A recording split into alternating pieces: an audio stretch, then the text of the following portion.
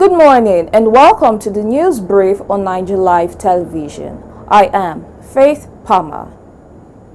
The president of the Pentecostal Fellowship of Nigeria, Bishop Wale Oke, has rejected the proposed restriction on preaching in commercial buses, describing it as an infringement on Christians' constitutional and biblical right to evangelize.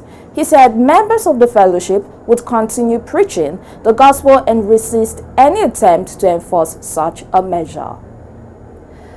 A faction of the New Nigeria People's Party (NNPP) has petitioned the National Peace Committee to intervene in its leadership crisis, accusing the Independent National Electoral Commission (INEC) of refusing to recognize its authentic candidates and release the nomination portal access code needed for candidate submissions ahead of the forthcoming general election.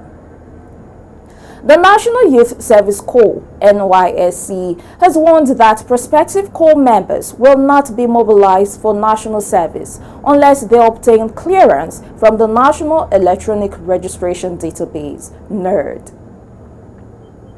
Media personality Frank Edoho says his exit as host of Who Wants to Be a Millionaire followed the withdrawal of the program's sponsor, not a dismissal as widely reported. Speaking on the KK show, Edoho described reports that he was sacked as false and reflected on his 4-year stint at Radio Nigeria before transitioning to television.